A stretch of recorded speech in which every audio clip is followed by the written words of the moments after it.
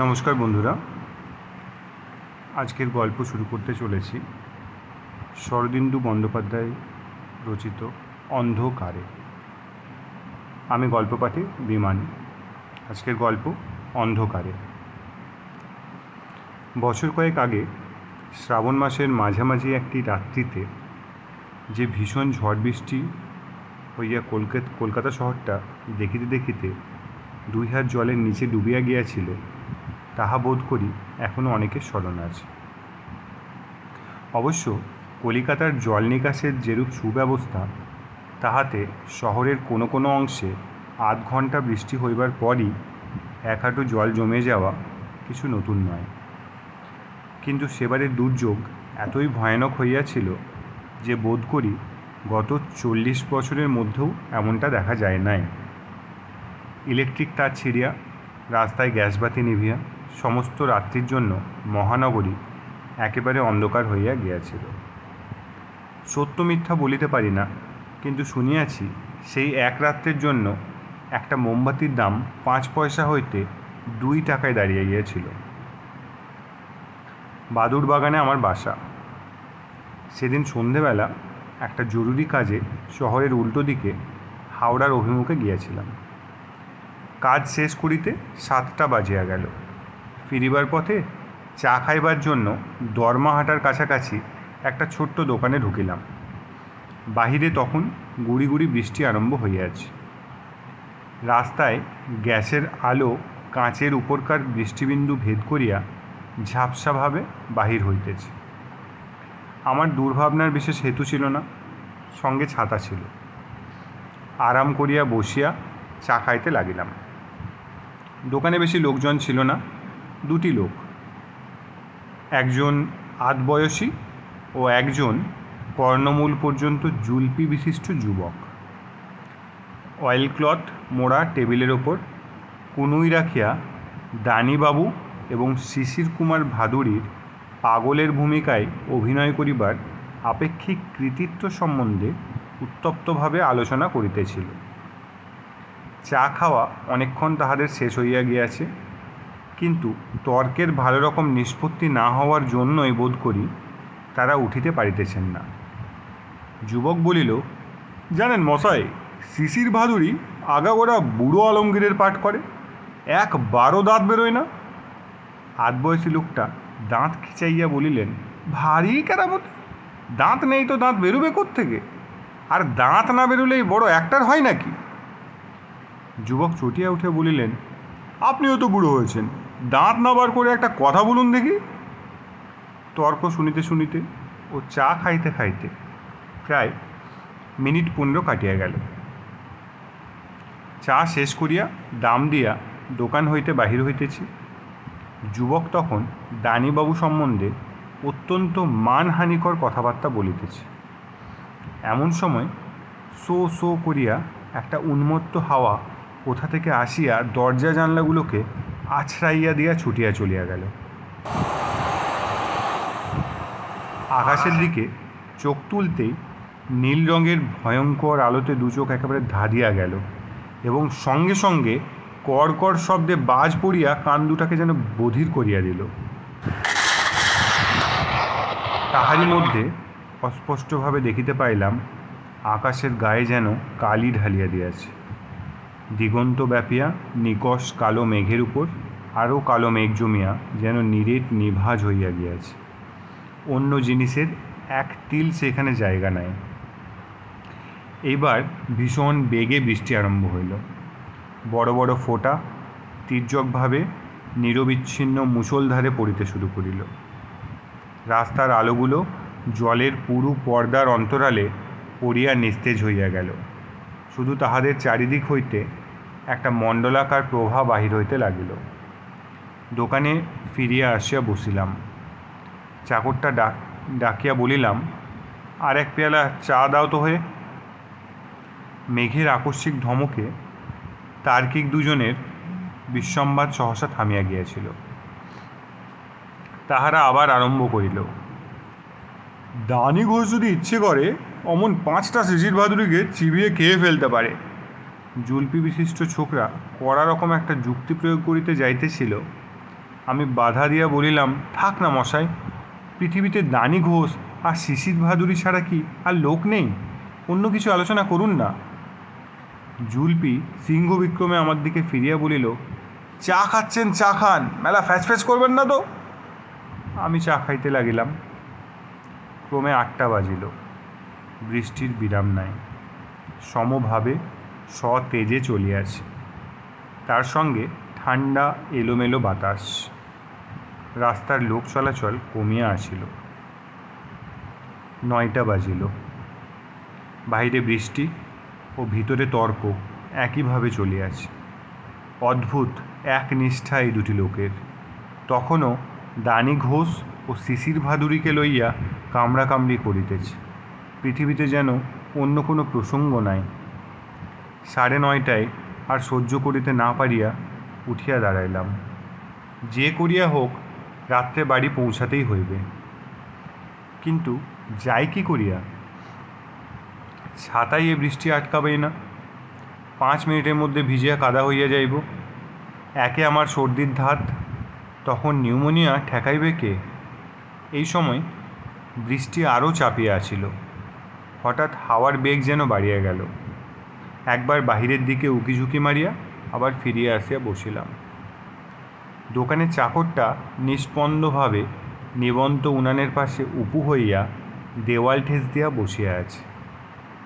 মাথার উপর ধোঁয়ায় মলিন ইলেকট্রিক বাতিটা পীতবর্ণের আলো বিকীর্ণ করিতেছে। বাহিরে আশেপাশের দোকানপাট সব বন্ধ হইয়া গিয়াছে। মোটরের হর্ন ও ট্রামের ঢং ঢং আর শোনা যাইতেছে না। যুবক বলিল, শিশির ভাদুরী।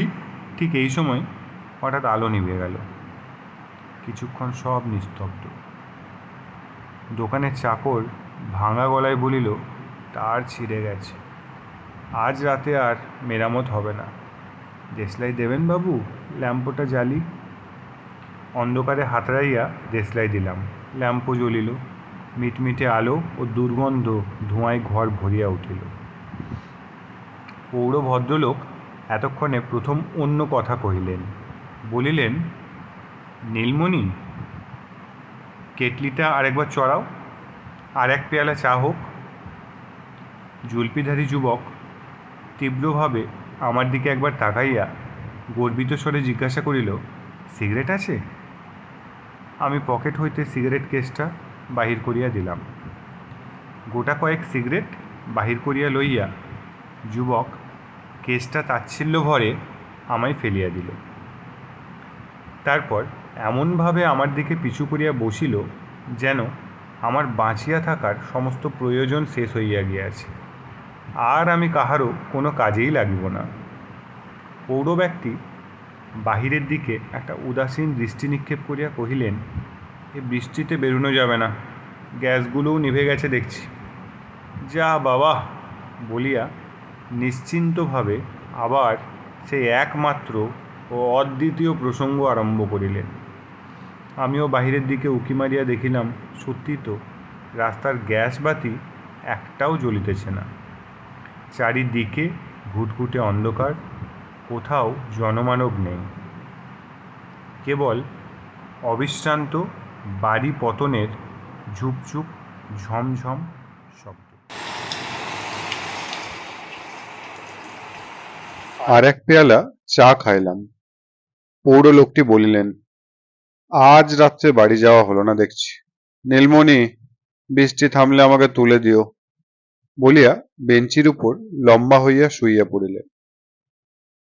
যুবক কোনো দিকে দৃষ্টিপাত না করিয়া আমার সিগারেট টানিতে লাগিল।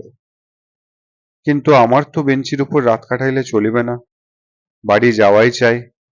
বাড়িতে স্ত্রী, দুটি ছেলে মেয়ে লইয়া একলা আছেন। ঝিও হয়তো বাড়ি চলিয়া গিয়াছে। অথচ বৃষ্টি না ধরিলে যাই বা কেমন করিয়া? ঘড়ির দিকে চাহিয়া দেখি 11টা। পৌর ব্যক্তির নাকের ভিতর হইতে মাঝে মাঝে একটা শব্দ বাহির হইতেছে। যুবক স্থিরভাবে প্রতীক্ষা করিয়া আছে, তাহার ঘুম ভাঙিলেই আবার যুদ্ধ আরম্ভ করিবে। রাত্রি যত গভীর হইতেছে, আমার মনের উদ্বেগ ও অস্থিরতা ততই বাড়িতেছে। এদিকে ঝড় বৃষ্টির উদ্দাম নৃত্যে কিছুমাত্র শ্রান্তির লক্ষণ নাই। ঘড়ির কাঁটা সরিয়া সরিয়া 11:15টায় পৌঁছিল। নীলমণির ল্যাম্পোর জ্যোতি নিষ্প্রভ হইয়া আসিল। সে উঠিয়া বাতিটা একবার নাড়িয়া বলিল, তেল ফুরিয়ে গেছে, আর 5 মিনিট। পৌর ব্যক্তির নাসিকা নিঃসৃত একটি ধ্বনি অর্ধপথে রুখিয়া গেল। তিনি উঠিয়া বসিয়া বলিলেন, অ্যাঁ, থেমেছে? নীলমণি বলিল, না বাবু, আলো নিভে যাচ্ছে। ও, বলিয়া নিরুদ্বেগে পৌর আবার শুইবার উপক্রম করিলেন। শিকার ফসকাই দেখিয়া যুবক বলিল, আমি তখন বলছিলুম সিসি। আমার মাথায় খুন চাপিয়া গেল। চিৎকার করিয়া বলিলাম, খবরদার বলছি, ফের যদি ওদের নাম করেছে ছোকরা, তোমার জুলপি ছিঁড়ে নেব। আমার এই আকস্মিক উগ্রতায় যুবক ও পৌর দুজনেই স্তম্ভবৎ আমার মুখের দিকে নিষ্পলক নেত্রে তাকাইয়া রহিল। নীলমণি ভগ্নস্বরে কহিল, বৃষ্টি ধরে আসছে বাবু, এই বেলা বেরিয়ে পড়ুন, আমি দোকান বন্ধ করি। সাগ্রহে বাহিরের দিকে গলা বাড়াইয়া দেখি, সত্যই বৃষ্টির বেগ প্রায় অর্ধেক কমিয়া গিয়াছে। ঝড়ও যেন থামিয়াছে। একাদিক্রমে 5 ঘণ্টা দাপাদাপি করিয়া বুঝি তাহারা অবসন্ন হইয়া আসিতেছে। ছাতাটা তুলিয়া লইয়া উঠিয়া পড়িলাম। আর দেরি নয়, যাইতে হয়তো এই সময়। পশ্চাৎ হইতে যুবকের কণ্ঠস্বর আসিল, মশাই, দেশলাইয়ের গোটা কয়েক কাঠি দেবেন কি? রাগে সর্বাঙ্গ জ্বলিয়া গেল। এই সময় পিছু ডাক! পকেট হইতে দেশলাইয়ের বাক্সটা বাহির করিয়া টেবিলের উপর ছুঁড়িয়া ফেলিয়া দিয়া বাহির হইয়া পড়িলাম। ল্যাম্প দপদপ করিয়া দুবার খাবি খাইয়া নিভিয়া গেল। কি অন্ধকার! একটা প্রকাণ্ড শহর বর্ষার রাত্রিকালে সহসা আলোকহীন হইয়া গেলে যে কিরূপ ভয়ানক অন্ধকার হয়, তাহা কল্পনা করাও দুঃসাধ্য। খুব শক্ত করিয়া চোখ বাঁধিয়া দিলে কিংবা অন্ধ করিয়া দিলেও বোধ করি এর চেয়ে বেশি অন্ধকার হয় না। নিষ্পলক চক্ষু দুটা কোথাও আশ্রয় না পাইয়া বিস্ফারিত হইয়া থাকে এবং অন্য ইন্দ্রিয়গুলা অতিশয় তীক্ষ্ণ ও সতর্ক হইয়া ওঠে। প্রথম ঝোঁকে খুব খানিকটা চলিয়া আসিয়া থমকিয়া পড়িলাম। কোথায় যাইতেছি? কোন দিকে যাইতেছি? বাড়ি গিয়া পৌঁছিবার একান্ত আগ্রহে অগ্র পশ্চাৎ না ভাবিয়া বাহির হইয়া পড়িয়াছি বটে, কিন্তু এই বিদঘুটে অন্ধকারে পথ চিনিয়া যাইব কি প্রকারে? দোকান হইতে বাহির হইয়া ঠিক যে কোন মুখে আসিয়াছি তাহাও স্মরণ করিতে পারিতেছি না। হয়তোবা যেদিকে বাড়ি তার উল্টা পথেই গিয়াছি। এখন উপায়? কিন্তু পথের মাঝখানে চুপ করিয়া দাঁড়াইয়া থাকিলে এ সমস্যার সমাধান হইবে না। যেদিকে হোক চলা দরকার। যদি এমনি ভাবে চলিতে চলিতে কোথাও একটা আলো বা মানুষের সাক্ষাৎ পাই, সুতরাং আবার সম্মুখ দিকে চলিতে আরম্ভ করিলাম। বৃষ্টি ও ঝড় ক্রমে কমিয়া কমিয়া একটা বিষাদপূর্ণ দীর্ঘশ্বাস ছাড়িয়া থামিয়া গেল। তখন এই অন্ধকারের বুকের ওপর আর একটা জিনিস চাপিয়া বসিল, সেটাই মধ্যরাত্রির ভয়াবহ নীরবতা। এতক্ষণ বৃষ্টির ঝপঝপ শব্দ ও বাতাসের গোঙানিতে যাহা চাপা ছিল, তাহা এখন উলঙ্গ মূর্তি ধরিয়া দেখা দিল। পৃথিবীর সব মানুষ যেন মরিয়া গিয়াছে, শুধু আমি একা বাঁচিয়া আছি। বিশ্ব ব্রহ্মাণ্ডের মধ্যে আমি একা, একেবারে নিঃসঙ্গ। দিগ্বিদিক জ্ঞানশূন্য হইয়া ছুটিয়া চলিলাম। মনের গূঢ়তম প্রদেশে বোধ করি এই আকাঙ্ক্ষাটাই দুর্নিবার হইয়া উঠিয়াছিল যে মানুষ চাই, সঙ্গী চাই, কোনো প্রকারে এই দুঃসঙ্গ নিঃসঙ্গতার হাত হইতে পরিত্রাণ পাওয়া দরকার। কিন্তু বেশি দূর যাইতে হইল না। খানিক দূর গিয়াই প্রচণ্ড একটা হোঁচট লাগিয়া হুমড়ি খাইয়া একেবারে এক কোমর জলের মধ্যে পড়িয়া গেলাম। ছাতাটা হাত হইতে কোথায় ছিটকিয়া পড়িল। হাঁচড় পাঁচড় করিয়া উঠিয়া দাঁড়াইতে দেখিলাম, না, 1 কোমর নয়, তবে জল 1 হাঁটু বটে। আন্দাজে বুঝিলাম, বোধহয় এতক্ষণে ফুটপাতে চলিতেছিলাম, এবার রাস্তায় নামিয়াছি। কিন্তু এই অবতরণটি যেমন সুখকর নয়, ফুটপাতে ফিরিয়া যাওয়াও তেমনি অত্যন্ত কঠিন ব্যাপার। কারণ ফুটপাত যে কোন দিকে তাহা জলে পতনের সঙ্গে সঙ্গে গুলাইয়া গিয়াছে।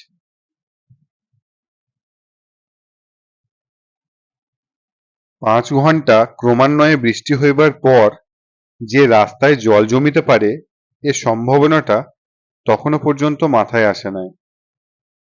কিন্তু ভগবান যখন চোখে আঙুল দিয়া দেখাইয়া দিলেন, তখন দুশ্চিন্তা হইল। না জানি কোথায় অথই গভীর জল আমার জন্য অপেক্ষা করিয়া আছে। হয়তো 1 পা অগ্রসর হইলেই হুস করিয়া ডুবিয়া যাইব। 1 হাঁটু জলের মধ্যে 1 পা করিয়া সাবধানে অগ্রগামী হইতে লাগিলাম। বুক ফাটিয়া কান্না আসিতে লাগিল। হায় ভগবান, এ আমার কি দুর্দশা করিলে! কেন মরিতে আজ ঘরের বাহিরে হইয়াছিলাম? যদি বাহির হইয়াই ছিলাম, তবে চায়ের দোকানে রাত্রিটা কাটাইয়া দিলাম না কেন? কিন্তু পশ্চাত্তাপে কোনো ফল হইবে না। আমি মাথা ঠান্ডা করিয়া একটু ভাবিতে চেষ্টা করিলাম, এরূপ ক্ষেত্রে কি করা উচিত। প্রথমত, কোনো রকমে ফুটপাতে ওঠা চাই। মাঝ রাস্তায় জলের মধ্যে দিয়া 10 ক্রোশ পথ হাঁটিয়া গেলেও কোনো একটা লক্ষ্যে পৌঁছানো যাইবে না। ফুটপাতে উঠিতে পারিলে কোনো একটা বাড়ির দরজায় ধাক্কা দিয়া লোক জাগাইয়া রাত্রির মতো আশ্রয় পাওয়া যাইতে পারে, কিংবা অন্য কোনো ব্যবস্থা করা সম্ভব। মোট কথা, যে উপায়েই হোক নরলোকের সহিত সম্বন্ধ স্থাপন করা দরকার। এই অন্ধকার সমুদ্রের মধ্যে বেশি নয়, আপাতত একটা মানুষের দেখা পাইলেও যে সাক্ষাৎ চাঁদ পাইব, তাহাতে আর সন্দেহ রইল না। শামুকের মতো হাঁটিয়া হাঁটিয়া কিন্তু কোনো দিকেই এমন একটা বিশিষ্ট কিছু ধরিতে পারিলাম না, সেখান হইতে আমাকে যাত্রাটাকে সুনিশ্চিত করিতে পারি। 1 হাঁটু জল কখনো কমিয়া আধ হাঁটুতে নামিতেছে, কখনো উরু পর্যন্ত পৌঁছিতেছে। এছাড়া দিগদর্শন করিবার কিংবা আবার যাত্রা নিয়ন্ত্রিত করিবার আর কোনো ইন্দ্রিয়গ্রাহ্য চিহ্নই নাই। সৃষ্টির প্রথম জীব বোধ করি এমনি অন্ধভাবে প্রলয়পয়োধির অতল তলের মহাস্তব্ধতার মধ্যে অদৃষ্ট পরিচালিত হইয়া হাঁটিয়া বেড়াইত, এবং আবার মহাপ্রলয়ের দিন যখন সূর্যচন্দ্রের আলো নিভিয়া যাইবে, তখন সৃষ্টির শেষ জীব এমনি নিরুপায় দিশাহারা হইয়া ঘুরিয়া বেড়াইবে। এইভাবে কতক্ষণ চলিয়াছিলাম বলিতে পারি না, সময়ের ধারণাও এই ঘোর নীরবতার মধ্যে ডুবিয়া গিয়াছিল। হঠাৎ পায়ের আঙুলে একটা শক্ত বস্তু ঠেকিল, অনুভবে সিঁড়ির ধাপের মতো বোধ হইল। তাহার পর উঠিয়া 2-4 পা এদিক ওদিক ঘুরিবার পর বুঝিলাম, এতক্ষণে আমার সেই ঈপ্সিত ফুটপাতে পৌঁছাইয়াছি। যাক, তবু তো কিছু পাইয়াছি। দুহাত বাড়াইয়া হাতড়াইতে হাতড়াইতে কিছুক্ষণ চলিলাম। একটা ভিজা দেওয়াল হাতে ঠেকিল, তখন সেই দেওয়াল ধরিয়া চলিতে আরম্ভ করিলাম। কিছুকাল এইভাবে যাইবার পর কাঠের দরজায় হাত পড়িল। সশব্দে একটা নিঃশ্বাস ফেলিলাম। এতক্ষণে বুঝি দুঃখসাগরে কূল মিলিল। দরজায় সজোরে ধাক্কা দিলাম। তারপর চিৎকার করিয়া ডাকিতে লাগিলাম, কে আছো? দোর খোলো, মশাই, দয়া করে একটিবার দোর খুলুন। ওহে, কেউ শুনতে পাচ্ছ? একবার দরজাটি খুলবে? কিন্তু কোথায় কে? দরজা যেমন বন্ধ ছিল তেমনি বন্ধ রইল। বাড়ির ভিতর হইতে কোনো জবাব আসিল না। শুধু আমার আগ্রহ ব্যাকুল কণ্ঠস্বর কোথাও আশ্রয় না পাইয়া একটি নিঃসঙ্গ প্রেতজনির মতো এই বিরাট নিস্তব্ধতার মধ্যে গুমরিয়া কাঁদিতে বেড়াইতে লাগিল। পূর্ববৎ দেওয়াল ধরিয়া আবার একটা দরজার সম্মুখে উপস্থিত হইয়া ঠেলাঠেলি হাঁকাহাঁকি করিলাম, কিন্তু কোনো ফল হইল না। দরজা খুলিল না। এমনকি দরজার অন্তরালে কোথাও যে লোক আছে তাহার চিহ্ন পর্যন্ত পাওয়া গেল না। আর 2-3টি দরজা এমনি ভাবে চেষ্টা করিয়া দেখালাম, কিন্তু যথা পূর্বং তথা পরং, ফলের কোনো তারতম্য হইল না। শরীর অবসন্ন হইয়া আসিল, মনও উদ্ভ্রান্ত উদাসীন হইয়া গেল। যদি কলিকাতার সবাই মরিয়া গিয়া থাকে, তবে আমার বাঁচিয়া থাকাই বা লাভ কি? এখন কোথাও একটু শুইবার জায়গা পাইলে আর কিছুরই আমার দরকার নেই। জলের মধ্যে হাঁটিয়া হাঁটিয়া পা দুটা যেন ভাঙিয়া পড়িতেছে। যদি মরিতেই হয়, তবে কোনো একটা শুষ্ক স্থানে পা ছড়াইয়া শুইয়া মরিতে পারিলেই ভালো। কিন্তু পা ছড়াইয়া শুইবার মতো স্থান এই প্রলয়প্লাবিত কলিকাতা শহরটার মধ্যে কোথায় পাওয়া যায়? ফুটপাতের ওপরেও তো প্রায় 1 ফুট জল। যা হোক, এরকম হাল ছাড়িয়া দিলে চলবে না। মন যতই অবসাদে ডুবিয়া যাইতে চাহিল, ততই তাহাকে জোর করিয়া চাঙ্গা করিয়া তুলিতে লাগিলাম। একটা কিছু সুরাহা হইবেই। এমন কখনো হইতে পারে যে কোনো বাড়ির লোক সাড়া দিবে না? হয়তো এখনই একটা বিলম্বিত ভাড়াটে গাড়ি কিংবা একজন আলোকধারী পথিক আসিয়া পড়িবে। হঠাৎ আমার মনে একটা দারুণ সন্দেহ উপস্থিত হইল। কোনো অভাবনীয় উপায়ে অন্ধ হইয়া যায়নি তো? না হলে এ কি সম্ভব যে এতক্ষণ ধরিয়া এই দুচক্ষে একটা কোনো কিছুই দেখিতে পাইতেছি না? এত অন্ধকার কি হইতে পারে? হয়তো সেই যখন জলে পড়িয়া গিয়াছিলাম।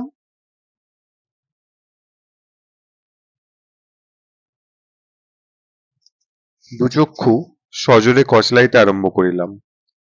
চক্ষুর হঠাৎ মনে হইল, তাই জ্বালিয়া দেখি না কেন? দু পকেট খুঁজিলাম। দেশলাই আছি, তাহা তখন কিছুতেই মনে করিতে পারিলাম না। যেন পাগলের মতো হইয়া গেলাম।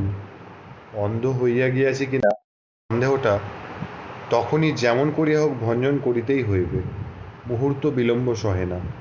আর একটা দরজার সম্মুখে গিয়া 2 হাতে তক্তার উপর চাপড়াইতে লাগিলাম। ও মশাই, কে আছেন? একটিবার দৌড় খুলুন না মশাই, ও মশাই। পিছন হইতে শান্ত স্বরে কে বলিল, নিচে চেঁচামেচি করছেন, এখানে কি লোক আছে যে উত্তর দেবে? এগুলো সব দোকান। আমি যেন আতকাইয়া উঠিলাম। হ্যাঁ হ্যাঁ, কে কে কে? কোনো ভয় নেই, আসুন আমার সঙ্গে, আমার হাতটা ধরুন। আমি হাত বাড়াইয়া দিলাম। একখানা হাত বরফের চেয়েও ঠান্ডা আমার আঙুলগুলা চাপিয়া ধরিল। আমার পা হইতে চুলের ডগা পর্যন্ত যেন একেবারে অসহ্য শীতে কাঁপিয়া উঠিল। দাঁতে দাঁতে ঠুকিয়া ঠক ঠক শব্দ হইতে লাগিল। আমি বুদ্ধিগোষ্ঠীর মতো জিজ্ঞাসা করিলাম, আমি কি অন্ধ হয়ে গেছি? ছোট্ট একটি হাসির শব্দ হলো। হা হা, না, ভারী অন্ধকার, তাই চোখে কিছু দেখতে পাচ্ছেন না। ভয় পাবেন না, আমি আপনাকে বাড়ি পৌঁছে দিচ্ছি। আমি বললাম, আমার বাড়ি বাদুর বাগানে। আচ্ছা। কিছুক্ষণ দুজনেই নীরব। অদৃশ্য আগন্তুক স্বচ্ছন্দে অবলীলাক্রমে আমাকে সব রকম বাধা বিঘ্ন বাঁচাইয়া লইয়া চলিল। আমার বুদ্ধিশক্তি ক্রমশ ফিরিয়া আসিতে লাগিল। আমি বলিলাম, আচ্ছা, এই অন্ধকারে আপনি তো বেশ দেখতে পাচ্ছেন। কোনো উত্তর পাইলাম না। কিছুক্ষণ পরে আবার জিজ্ঞাসা করিলাম, আমি দরমাহাটার একটা দোকানে চা খেতে ঢুকেছিলাম, সেখান থেকে বেরিয়ে কোথায় এসে পড়েছিলাম বলতে পারেন? উত্তর হইল, আপনি নিমতলা ঘাটের কাছে দাঁড়িয়েছিলেন। নিমতলা ঘাট? সর্বাঙ্গের রক্ত যেন জল হইয়া গেল। আরও কিছুক্ষণ দুজনে নিস্তব্ধ। হঠাৎ জিজ্ঞাসা করিলাম, আপনি কে? আপনার নাম কি? আমার নাম শুনে আপনার লাভ নেই। এদিক দিয়ে ঘুরে আসুন, ওখানে একটা ম্যানহোল খোলা আছে, জলের শব্দ শুনতে পাচ্ছেন না? ওর মধ্যে যদি আপনি গিয়ে পড়েন তাহলে আর। সব ভয়ে সরিয়ে আসিলাম। অল্পকাল পরে আমার পথপ্রদর্শক বলিল, অনেকটা ঘুরে যেতে হবে। শহরের মাঝখানে ঠনঠনের কালীবাড়ি ঘিরে প্রায় 1.5 মানুষ জল জমেছে, আপনি সে পথ দিয়ে যেতে পারবেন না। আমি নিঃশব্দে পথ চলিলাম। মিনিট পাঁচেক পরে বলিলাম, কলিকাতা শহরটা মনে হচ্ছে যেন শ্মশান হয়ে গেছে। কোথাও আলো নেই, শব্দ নেই, মানুষ নেই। ওরকমটা মনে হয়। শহরের প্রাণ হচ্ছে তার রাস্তাঘাট। সেখানে মানুষ না থাকলে শ্মশান আর শহরে কোনো তফাৎ থাকে না। আমি কতকটা নিজের মনেই বলিলাম, মনে হচ্ছে যেন এটা ভূতের রাজ্য। হাসির শব্দ হলো। হা হা হা হা হা। এইরকম রাত্রে ভূতেদের ভারী ফুর্তি হয়, কি বলেন? আচ্ছা, আপনি যখন একলা দরজা হাতে বেড়াচ্ছিলেন, তখন যদি একটা ভূতের সঙ্গে দেখা হতো, আপনি কি করতেন বলুন দেখি? কি করতাম? বোধহয় দাঁত কপাটে লেগে মারা যেতাম। হা হা হা হা হা। ভাগ্যে আমার সঙ্গে দেখা হয়েছিল। আচ্ছা, ভূতকে এত ভয় কিসের বলুন দেখি? একটা লোক মরে গেছে বই তো নয়। বলেন কি মশাই, ভূত হলো গিয়ে একটা প্রেতাত্মা। তার চালচলন, রীতিনীতি, স্বভাব চরিত্র কিছুই জানা নেই, ভয় করবে না? তা বটে। আচ্ছা, মনে করুন, না, থাক। আমার বুকের ভেতরটা হঠাৎ গুড়গুড় করিয়া উঠিল। এ কাহার হাত ধরিয়া চলিয়াছি? তবু মনে সাহস আনিবার চেষ্টা করিয়া বলিলাম, আপনার নামটা বললেন না তো? কোথায় থাকেন বলবেন কি? কোথায় থাকি? যেখানে দেখা হয়েছিল তারই কাছাকাছি থাকি। আজ আমার যে উপকার করলেন, জন্মেও তা ভুলব না। আবার আমাদের দেখা হবে নিশ্চয়। দেখা বোধহয় আর হবে না, তবে যদি আবার কখনো এমনই বিপদে পড়েন, হয়তো। আচ্ছা, আপনি কি করেন? কোনো কাজকর্ম করেন নিশ্চয়। তাও কি বলতে দোষ আছে? আমি কিছু করি না, এমনি ঘুরে বেড়াই, বেকার। খানিকক্ষণ আবার চুপচাপ। আপনার স্ত্রী ছেলেমেয়ে সব ভালো আছে, কোনো ভাবনা নেই। আমি চমকাইয়া উঠিলাম। আপনি আমার মনের কথা জানলেন কি করে? আবার হাসির শব্দ হইল। হা হা হা হা হা। এরকম অবস্থায় পড়লে মানুষের মনে স্বভাবত কি চিন্তা আসে, তা আন্দাজ করা কি খুব শক্ত? না, তা বটে, কিন্তু কিন্তু আমার স্ত্রী ছেলে মেয়ে আছে আপনি জানলেন কি করে? ওটাও আন্দাজ। দীর্ঘ নীরবতা। এ কে? কোন জগতের অধিবাসী? আমি মরিয়া হইয়া আরম্ভ করিলাম, দেখুন, ও কথা জিজ্ঞাসা করবেন না। আমার সর্বাঙ্গ থরথর করিয়া কাঁপিতে থাকিল। হাত ছাড়াইবার চেষ্টা করিয়া বলিলাম, আমায় ছেড়ে দিন, আমায় ছেড়ে দিন, আমি। গলা দিয়ে আর আওয়াজ বাহির হইল না। ভয় পাবেন না, এতক্ষণ যখন এসেছেন তখন আরও খানিকটা আসুন। আপনার বাড়ি প্রায় এসে পড়েছে। পায়ে পায়ে জড়াইয়া যাইতে লাগিল। গলা এমনভাবে বুঝিয়া গেল যেন শত চেষ্টা করিয়াও একটি কথা পর্যন্ত বলিতে পারিব না। বরফের মতো হাতখানা আমাকে টানিয়া লইয়া চলিল। সহসা শেষ রাত্রের ঠান্ডা বাতাস গায়ে লাগিল। সে দাঁড়াইল, আমার হাত ছাড়িয়া দিল। এইবার আপনি একলাই যেতে পারবেন। এখান থেকে গুনে 100 পা এগিয়ে যান, গিয়ে ডান দিক ফিরলেই সামনে পাবেন সেই আপনার বাড়ি। ভোর হয়ে আসছে, এবার আমাকে যেতে হবে। আমি অর্ধমূর্ছিতের মতো নির্বাক হইয়া দাঁড়াইয়া রহিলাম। পুনরায় হাসির শব্দ হইল, কিন্তু এবার যেন শব্দটা বড় ব্যথাপূর্ণ। সে বলিল, আপনি বড় ভয় পেয়েছেন। আচ্ছা, চললাম তবে। এই নিন আপনার ছাতা, জলের মধ্যে ফেলে দিয়েছিলেন। ভোর হতে তো আর দেরি নেই। আচ্ছা, বিদায়। শেষ কথাটা যেন গভীর দীর্ঘশ্বাসের মতো মিলাইয়া গেল। আমি আমার সমস্ত শক্তি একত্র করিয়া জিজ্ঞাসা করিলাম, আছেন কি? উত্তর আসিল না। মুখ তুলিয়া দেখিলাম, অতি দূরে পূর্ব আকাশের পুঞ্জিত মেঘ ভেদ করিয়া অল্প একটুখানি ফ্যাকাশে আলো দেখা দিয়েছে। আজকের গল্প এখানেই শেষ। গল্প ভালো লেগে থাকলে লাইক অ্যান্ড সাবস্ক্রাইব।